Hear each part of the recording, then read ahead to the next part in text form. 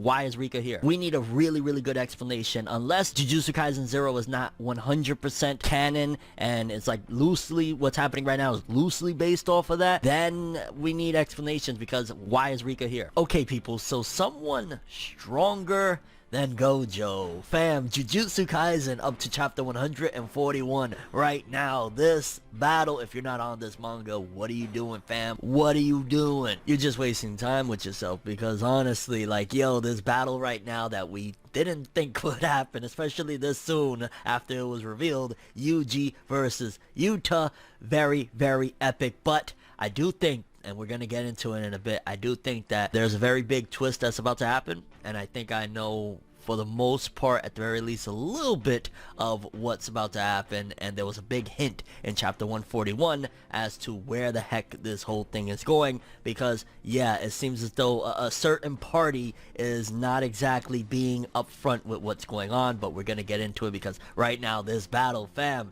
Yuta, what the heck was he doing over there overseas? Okay, like, what has he been doing? What's up with Rika? We know that Rika, she left at the end of Jujutsu Kaisen 0. It was over for Rika. So what's going on here with Yuta? How does he have Rika? Seemingly it's not the same Rika anymore. A lot to unpack. Without further ado, let's talk some of that Jujutsu Kaisen greatness.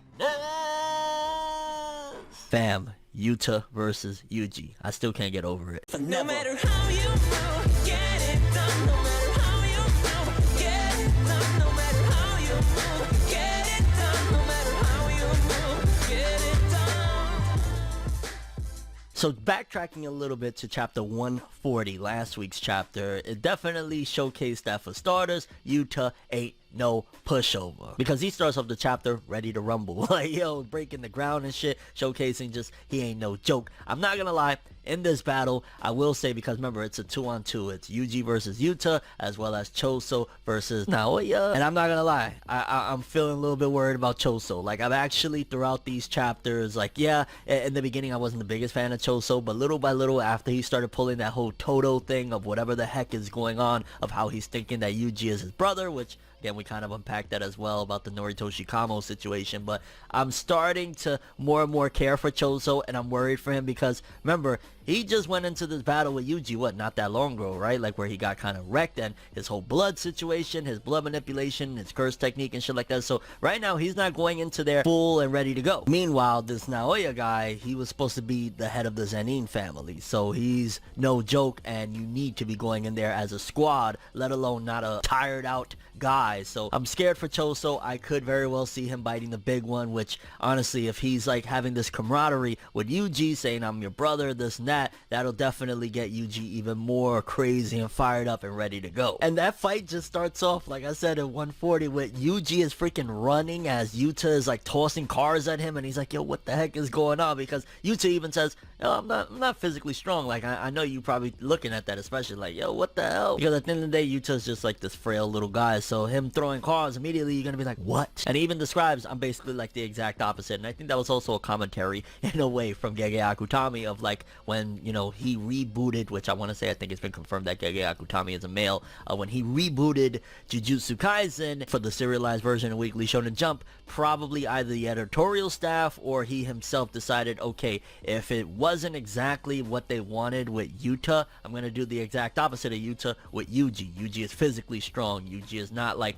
you know, kind of the wimpier type. At the very least, that's how Yuta started off. So that's probably also why Yuji and Yuta are exact opposites. And then the bombshell was dropped that really showcased, because don't forget, when this first started, I want to say it was like at the end of 138 or 139, it was like, yo, what is this cursed energy? Why does it feel, they thought it was GOJO for a second. So if they thought that already, that gives a huge hint that Yuta's no joke. But then on top of that, in 140, Yuta tells Yuji, I have more cursed energy than Gojo Sensei. Gojo Sensei has unlimited cursed energy, but I have more. And the best way to kind of break that down is the fact that more than likely Yuta can do techniques that would cost more energy, more cursed energy than Gojo can use. Like Gojo can keep on going and keep on going and keep on going, but Yuta can do big, gigantic attacks that Gojo necessarily can't do. So think of it like a life bar, so to speak. Shout outs to Project Manga, got that idea from them, but it honestly makes sense. And that honestly technically makes it that Yuta is stronger than Gojo. If that's the way that it works, then yeah, Yuta can do techniques that Gojo can't. Gojo can last very, very long, which honestly I'll take Gojo's,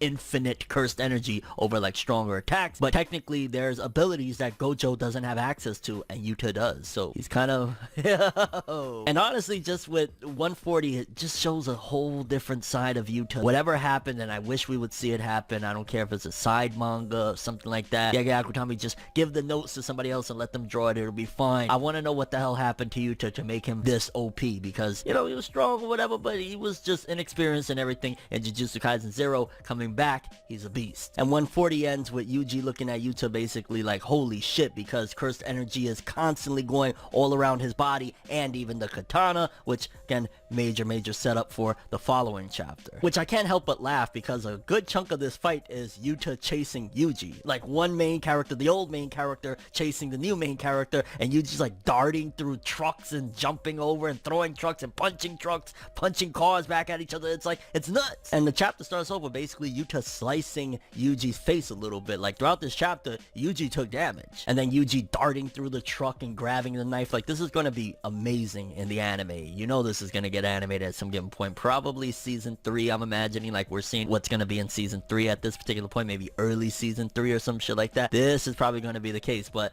yeah, him darting through the truck, grabbing the knife and shit like that. Like think about it for a second. Yuji is very inexperienced compared to Yuta. Yuta was, last year he started and shit like that. And Yuji with a knife is doing his thing, because he blocks the katana, and even Yuta's like, oh, if it's not a special curse grade weapon, I don't got nothing to fear. Also forgetting that, yeah, a human attack, normal human attack, still can hurt you, which Yuji quickly thought of that. So Yuji, he's also a prodigy in his own right, because we even get the flashback of him training with Gojo, and Gojo saying like, yeah, you're not ready to be using weapons, and here he is fighting somebody that is very strong, arguably stronger in a certain way than Gojo, and he's using the knife, and he's blocking the katana, and doing his thing. So yeah, I don't know, don't sleep on Yuji. A lot of people saying like, yo, Yuta's gonna kick Yuji's ass, Sukuna's not gonna help him, Charizard will not be joining in on the Indigo Plateau fights, but here we are. Although I am a little bit worried about Yuji to a certain degree, because I also think that some things that fans probably aren't expecting is going to happen, because Yuta does manage kind of a critical blow to a certain degree with breaking the knife and then slashing through, I think it was like his abdomen or something like that, of Yuji. That's a terrible blow, especially if you're fighting somebody that's strong. Now you're at a handicap. But then again, I mean, I don't know, I'm like back and forth throughout this whole video, because then Yuji snaps the katana himself. I'm like, god damn. And here's where one big thing that I started this video with, and saying that there's going to be a major twist, and I think I know what it is, because following that, Yuji charges at Yuta and gets grabbed up, and it's Rika, which again, we need a really good explanation. Unless Jujutsu Kaisen 0 is not 100% canon, and it's like loosely, what's happening right now is loosely based off of that, then we need explanations, because why is Rika here? Like, Rika left. This must be something like it morphed, maybe because he had Rika at some given point, his curse technique morphed into something like Rika, and he calls it Rika just out of fond memories, which again is kind of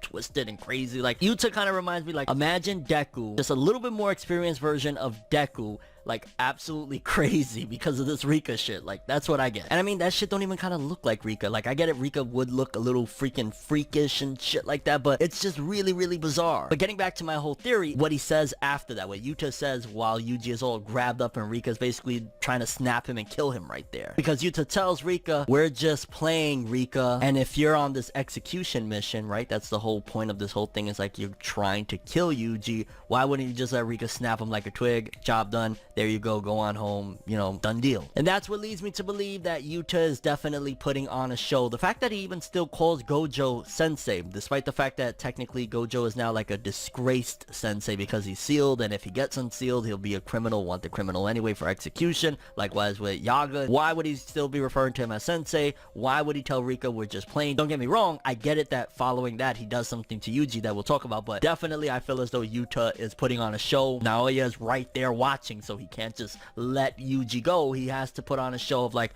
he's really trying to kill him, even though again he tells Rika we're just playing, which Yuji doesn't understand the plan, but Yuta has a plan right now, probably to free GOJO and, you know, make whatever he thinks is a misunderstanding become clear, which is crazy because if Yuta gets found out, then he's also gonna be wanted. And I mean, who's gonna come after all these people? Like, yo, alone, if GOJO gets free, it's a wrap. Like, you can't take down GOJO. But then with Yuta, GOJO, and Yuji, Sukuna's vessel, I don't think that old rock and roll motherfucker, the principal, wants those problems. But then Yuta does say, hold him for me, to Rika, and stabs straight through him with a sword, which I think that was calculated. I mean, he says sorry Itadori, but right then and there, again, I'm assuming that Yuta calculated that, well, Sukuna's in there. Sukuna is now going to react differently, because earlier in the series, hands down, Sukuna would have just yawned and said, who cares? I die, whatever. Like, it doesn't matter to me. There's plenty of my body all around there. But it's different now. There's 15 fingers. Itadori at this point, Yuji has swallowed 15 fingers, paws like a motherfucker. He has a lot of Sukuna within him at this point to be able to become complete. So it's a little bit more of a gamble now. I guess what I'm saying is that Sukuna has a bigger dog in the fight than to just throw in the towel and say, we die, whatever. Like, Sukuna actually is probably going to fight back, not on Itadori's behalf, on his own behalf, for his own interests. Because, I mean, he smiles at the end like, I think he's about to let loose. Like, even though he just had Sukuna not that long ago, it seems as though Gege Akutami is more and more, the amount of time in between Sukuna returning and doing shit is becoming less and less. Because, I mean, he just leveled out Shibuya, and here we are, him smiling. We might get Rika versus Sukuna. I want that so freaking bad right now. Just talking about it got me really, really excited. Sukuna versus Rika. Yo, you could just see that Gege Akutami had an idea of how they wanted this series in particular, regardless if it kind of had to be morphed a bit for this serialized version of Jujutsu Kaisen versus Jujutsu Kaisen 0. Yeah, there was an idea of like, hey, the main character has like a Rika or a Sukuna, you know, that inner demon, inner turmoil and whatnot. But the difference is, like, it was more of a love thing with Yuta and Rika,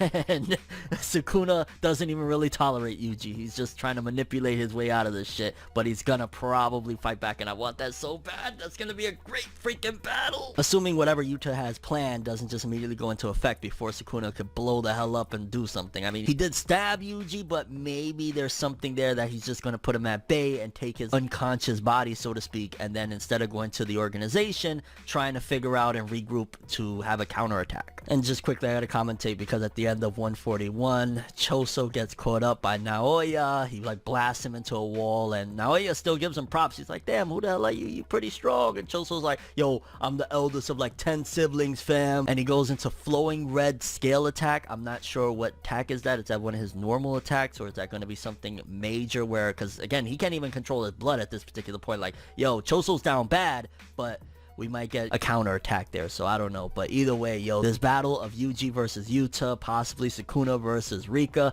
I am all here for it. What do you guys think, though? Big theories. Do you think that Yuta is just putting on a show because he doesn't want the organization to know what he's up to, and he's actually trying to save Yuji and Gojo Sensei out of all of this? Your thoughts on Choso versus Naoya, and your overall predictions of where the hell this is all going. I don't know. This is all freaking insane, cool shit, and yeah, I can't wait to see where this goes. And also, what's up with Rika? What's going on there? How does he have Rika there? That's probably, again, under my assumption, that's not technically Rika. That's probably a curse technique that was developed from Yuta, and he's just calling it Rika. And your thoughts and predictions for Jujutsu Kaisen 142. Can't wait. But that's all I have for this one. Thanks for watching. Hope you enjoyed. If you liked anything I had to say or enjoyed the video, drop me a like. I'd greatly appreciate it. And if you want more from me, make sure to subscribe. Follow me on Twitter, Instagram. Hit that bell to get all notifications. And if you want to follow any of the social media, links are in the description below. I'm ForneverWorld, and as always, people, have an awesome day, and remember the golden rule: anime and manga for life. Bye. Have an awesome day, peace in, and yo, if we get Sukuna versus Rika, oh my god.